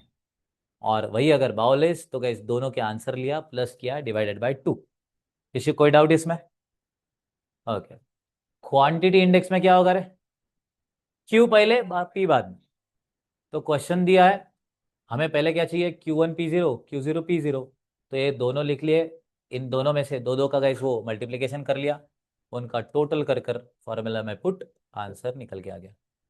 पास्चेस का भी सेम, जहाँ पे P था वहाँ पे Q पुट किया, फॉर्मूला आ गया। Once again guys, Q1 P1 Q0 P1 multiplication किया है, ये कैसे हो रहा है वो भी एक बार बता देता हूँ। Q1 P1 11 इंटू 6.8 74.8 आएगा। 10 इंटू 2.4 24 आएगा। 8 इंटू 7, ये ऐसा मल्टीप्लिकेशन करते जाना है, आपका सॉल्व होते जाएगा। ओके एवरीवन, चलो इसका टोटल लिया, फॉर्मूला में पुट किया, अपना आंसर आ गया। Unweighted and last best price index आपको डेटा दिया है। अनवेटेड प्राइस मतलब क्या, P01 that is summation P1 upon P0। तो अब इस पर्टिकुलर केस में क्या हो जाएगा, समेशन P1 कितना हो रहा है, इनका टोटल देखो 199। P0 का टोटल कितना हो रहा है 200। चलो डिवाइड इंटू 100 कर लिया तो 99.5 आ गया, अनवेटेड प्राइस इंडेक्स आ गया। वैसे ही आगे और लास्ट पेयर सा एग्रीगेटिव प्राइस इंडेक्स नंबर बोला है, P1 P0 और Q0 दिया है, तो P1 Q0 P0 Q0 multiply total formula answer. सबको समझ में आ रहा है एवरीवन? ठीक है, चलो आगे, prepare Laspeyres Paasche's Fisher's quantity index number. तो क्या ये क्वेश्चन अभी आपको जमेगा? उन्होंने क्या किया, सारे इसका गाइस मल्टीप्लिकेशन कर कर एक ही टेबल करके सब में टोटल कर दिया है। लास्ट पेयर्स का फॉर्मूला अमाउंट पुट, पास्चेस का फॉर्मूला अमाउंट पुट, फिशर्स का फॉर्मूला अमाउंट पुट। कोई डाउट है यहाँ तक? ओके, रिक्वेस्ट रहेगा, कोई अगर ये फर्स्ट टाइम कर रहा है तो स्टार्टिंग स्टार्टिंग के एक आध दो सम ध्यान से पहले देखकर सॉल्व कर लीजिएगा, उसके बाद ही आगे बढ़ो, अदरवाइज ये प्रेशर पुट करेगा। ओके, एक बार देखिएगा, सॉल्व कीजिए, और उसके बाद ये होने के बाद मॉड्यूल कीजिए, आपको बहुत आसान हो जाएगा सारी चीज़ें। Computer compute guys price index by simple aggregative method and average of price index, arithmetic mean, geometric mean. इसका भी एक क्वेश्चन कर लेते हैं, मतलब वो भी फॉर्मूलाज हो जाएगा. डेटा गिवन है गाइस अपने को A B C D F सारा डेटा, और यहाँ पे P0 है, यहाँ पे P1 है. प्राइस दिए दोनों के भी, P0 P1. तो प्राइस रिलेटिव मतलब क्या, ये कैपिटल P है. इस कैपिटल P का गाइस आंसर P1/P0 इंटू 100. सो 25/20 इंटू 100 किया तो 125 आएगा. 30/30 इंटू 100 करो, गुड 100 ही आएगा. 15/10 इंटू 100 150. ऐसे सारे इसका टोटल कर लिया और उसी नंबर का गाइस लॉग निकाला है. सो 125 का लॉग 2 पॉइंट, ये मैं कैलसी पे बताता हूँ आपको कैसे निकालना है. वंस अगेन 100 का लॉग 2.0000 वगैरह, ऐसा करके सबका इसका भी टोटल कर लिया. ओके एवरीबॉडी, सब लोग है ना? Good.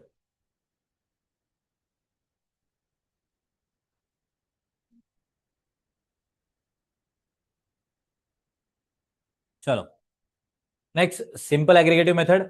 So P01 equals to summation P1/P0 into 100. तो गाइस 205 डिवाइडेड बाई 175 इंटू 100, ठीक है. 205/175 इंटू 100 कर लिया. तो P01 का गाइस आंसर आ जाएगा क्योंकि वो सिंपल एग्रीगेटिव मेथड था. बट वही अगर अरिथमेटिक मीन हमने देखा तो arithmetic mean summation of P1/P0 into 100, price index है ना वो, बराबर है.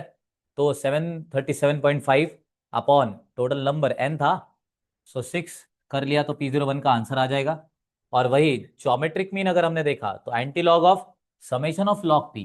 तो लॉग पी जो आखिरी वाला कॉलम था यहाँ पे, इसका जो टोटल आया ना, इसके टोटल को हमने एन से डिवाइड किया है, और जो अपना फाइनल आंसर आ रहा है उसका हमने वापस से एंटी लॉग निकाला, याद रखो. तो लॉग और एंटी लॉग ये दोनों भी यहाँ पे अप्लाई होते हैं, कैसे करना है मैं आपको बताऊंगा, डोंट वरी अबाउट इट. वैसे दो टॉपिक है अपने को और जहाँ पे लॉग आने वाला है, ठीक है. तो ऐसे गए कुछ क्वेश्चंस है जो आपको इस टॉपिक में देखने को मिलने वाले हैं. और इसी का जो लास्ट पार्ट है दैट इज टाइम सीरीज. अब ये टाइम सीरीज में कौन से टाइप के क्वेश्चन है वो भी डायरेक्टली बता देता हूं. मूविंग एवरेज, ठीक है. मूविंग एवरेज जिसके दो पार्ट होंगे, एक ऑड एक इवन. ऑड वाले सिंपल है, इवन में थोड़ा सा दिमाग लगाना पड़ता है, ठीक है. और तीसरे है वेटेड, ठीक है. वेटेड में और थोड़ा सा ज्यादा दिमाग लगाना पड़ता है, क्योंकि वेटेड में भी ये देखना पड़ता है कि ऑड डेटा है कि इवेंट डेटा है. मूविंग एवरेज क्या करता है गाइस, एवरेज मतलब क्या, ऑन एन एवरेज पूरे डेटा का मीन बताता है अपने को, यार अराउंड एक सेंटर में कौन सा नंबर आ रहा है और उसका क्या मतलब है. बट जब मूविंग एवरेज रहेगा तो वो एक्यूरेसी बढ़ा देता आपका. ये ट्रेंड एनालिसिस का टाइप है. ट्रेंड कैसे मूव कर रहा है, ट्रेंड के हिसाब से ही चलते हैं ना हम लोग, बराबर है. किसी ने निकाली कॉकरोच पार्टी तो अपन भी कॉकरोच बन गए. तो क्यों, क्योंकि दिस इज ट्रेंड. हाँ ये फैक्ट है, कुछ बच्चों को ये मालूम भी नहीं है कि क्या चल रहा है क्या नहीं. बट आप बहुत सारे देखेंगे. हाँ अब ये कौन उसमें अच्छा है कौन बुरा, मैं उसमें डिबेट में नहीं जाना चाहता. बट सी जो ट्रेंड में है लोग उसे ही फॉलो कर रहे हैं. तो हम लोग ट्रेंड में है कि बाहर जा रहे हैं कि क्या हो रहा है हमारे साथ, ये एनालाइज करना बहुत इंपॉर्टेंट होता है, ठीक है. वो है ये time series and trend analysis. अब मूविंग एवरेज मतलब क्या. A moving average is a method used to smoothen time series data in order to identify the trend clearly. It removes short-term fluctuations and shows the long-term movement of data. Short-term fluctuation खत्म करता है ये, long-term movement कैसे जाएगा वो बताएगा. Purpose क्या है, reduce irregular functioning, showing the trend clearly and smoothing seasonal and random variable. इसमें एक फॉर्मूला है जो आपको अननेसेसरी दिया है, जिसका किधर इस्तेमाल करना नहीं है, बट याद रखो गलती से आ गया तो. So observed value consists of observed value TCSI. क्या, T मतलब ट्रेंड, C मतलब cyclical fluctuation, S is seasonal variation and I is irregular variation. Using moving average, observed value upon moving average equals to SI. ये उसका formula है. सो TCSI upon TC करके वो formula जिससे अपने को ये TC कट SI बचा. रहने दो, कोई प्रॉब्लम नहीं गाइस, डरो मत. This means moving average mainly captures trend and cyclical movement, that's it. ये दो ही चीजें अपने को बहुत इंपॉर्टेंट है। Will see. Simple meaning, moving average simply takes average of selected consecutive values, moves forward one period at a time and smoothens fluctuations in the data। ये तीन अच्छे तरीके से काम कर देता है वो क्या, मूविंग एवरेज। ये था इसका थियरी। अब आते हैं हम प्रैक्टिकल पे। ये अपने पास डेटा है, 3 ईयर मूविंग एवरेज कैसे निकालना है। तो गाइस इन तीनों का टोटल कर, 100 प्लस 120 प्लस 140 कितना हो रहा है, 360 डिवाइडेड बाय कितने नंबर से, तीन, कितना आ रहा है, 120। बट रिमेंबर दैट अगर 3 ईयर मूविंग एवरेज है तो तीन के सेंटर में कौन सा आ रहा है, ये वाला, तो उसी के सामने आंसर लिखना है। फिर नेक्स्ट 3 ईयर लेने के, ये और ये, चलो 120 140 160 टोटल कितना आ रहा है, 4 डिवाइडेड बाय 3 कितना आ रहा है, 140। वो इसी के सामने लिखना है। नेक्स्ट 3 नंबर, चलो 140 160 180, 480 डिवाइडेड बाय 3 कितना आ रहा है, वो इसी के सामने लिखना है। समझा। उसी का पूरा का एक्सप्लेनेशन दिया है कि कैसे होता है।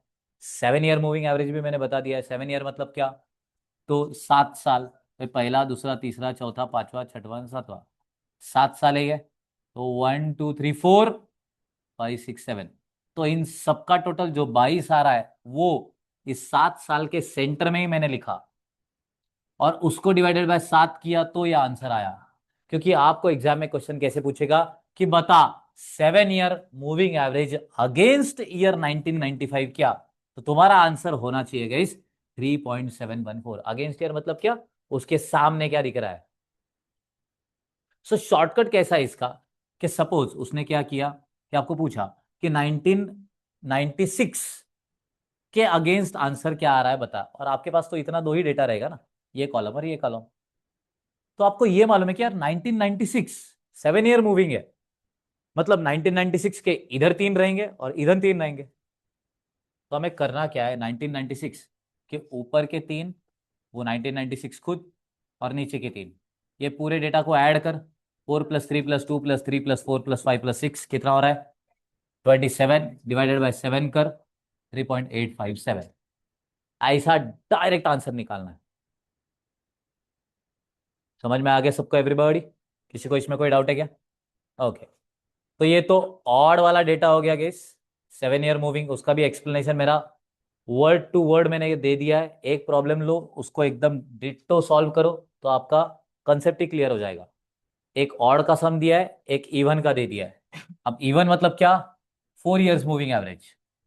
यहाँ पे प्रॉब्लम क्या होता है गेस, जब डेटा इवन में रहेगा तो एक एक लाइन छोड़ना पड़ेगा। याद आया सब लोगों को, जब भी कभी डेटा इवन रहेगा तो क्या करना पड़ेगा, एक एक लाइन बीच में छोड़ना पड़ेगा। और अगर एक एक लाइन आप बीच में छोड़ रहे हो तो उस टाइम पे क्या होगा, आपका डेटा वहां पे बीच में भी आने वाला है। जैसे 4 साल, 1 2 3 4, यार 4 में तो 2 और 3 के बीच में डेटा आना चाहिए ना टोटल का। तो इसीलिए इसका टोटल गाइस इधर सेंटर में आ गया, दो और नीचे के दो के बीच में। इसका टोटल जैसे 8 11 9 और 14, टोटल कितना आ गया, 42। 42 डिवाइडेड बाय 4 कितना कितना आ रहा है, 10.5। बराबर है। आगे नेक्स्ट 4 नंबर, ये 1 2, यहाँ पे टोटल आएगा, ये आगे के 1 2, 4 नंबर देखना। ठीक है। चलो सो टोटल कितना आ रहा है यहाँ पे, टोटल कितना आ रहा है एवरीबॉडी, 11 + 9 + 14 + 9 43 डिवाइडेड बाय 4 अगर हमने कर दिया तो कितना टोटल आ रहा है, 10.75। अब लास्ट क्या करना है, ये दोनों के सामने कोई नंबर नहीं होते बोला क्या, ये जो दो आंसर आया है अपने, इनके सामने कोई नंबर नहीं होता है। ये प्लस ये करके डिवाइडेड बाय 2 करके इन दोनों के सेंटर में आंसर लिखना पड़ता है। समझा। तो जब भी कभी इवन डेटा आएगा और आपको पूछा जाएगा कि बताओ अगेंस्ट 2007 कैसे आया,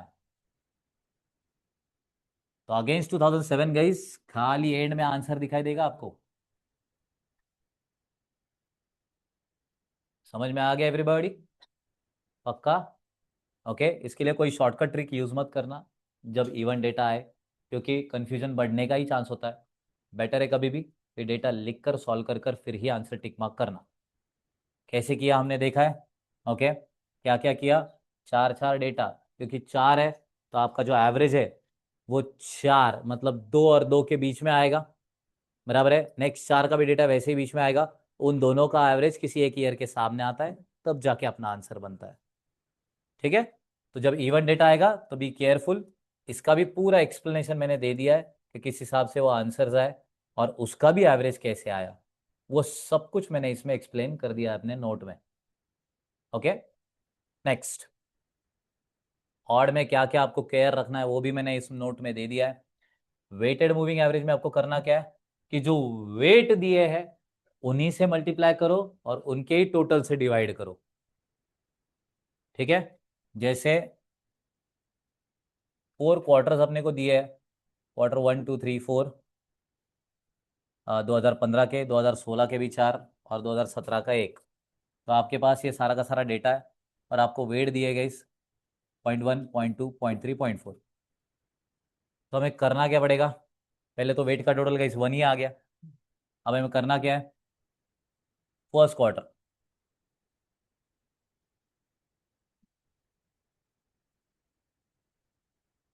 नंबर ऑफ शेयर्स आउटस्टैंडिंग हमने लिख लिया।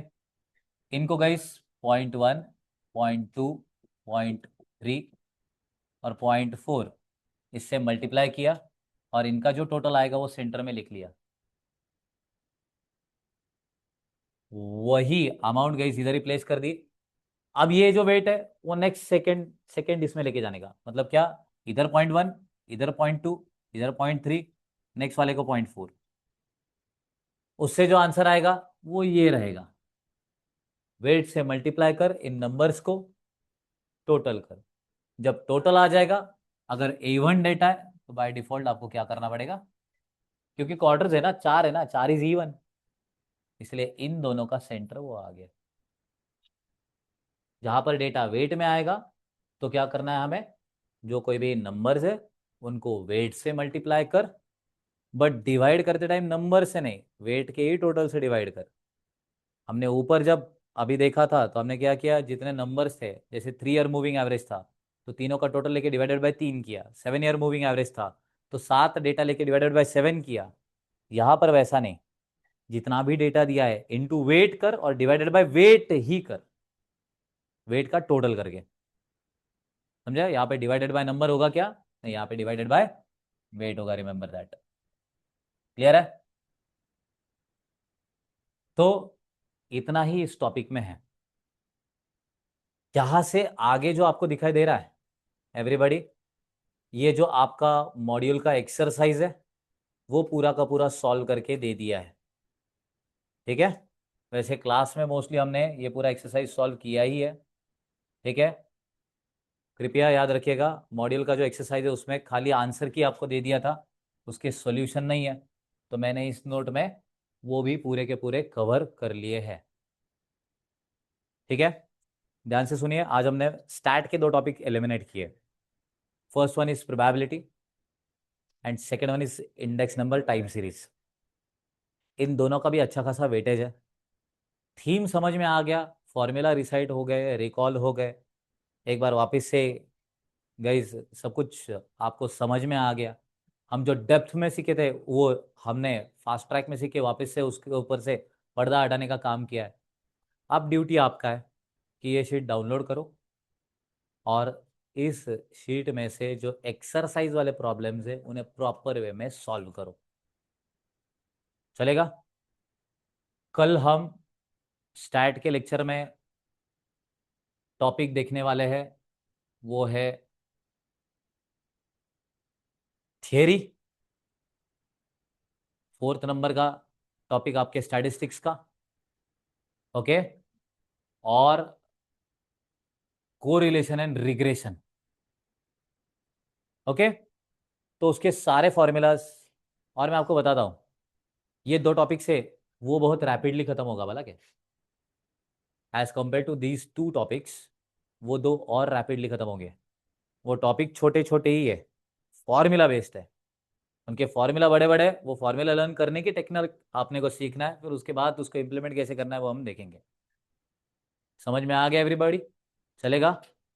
चलो, ये नोट डाउनलोड करना, ठीक है? ये मैं पोस्ट कर दूंगा। डाउनलोड कर कर गाइस प्रिंट आउट निकाल के उसके ऊपर सॉल्व करना, अच्छे खासे मार्क बढ़ जाएंगे। चलेगा? चलो, that's it for the day. मिलेंगे कल रेगुलर टाइमिंग पे। यही टाइमिंग मोस्टली आपका रहेगा। मैंने जो ऑब्जर्व किया है कि एक आध 1.5 घंटा अपने को लग ही रहा है एक एक लेक्चर को। ठीक है? चलो, मिलेंगे कल। धन्यवाद।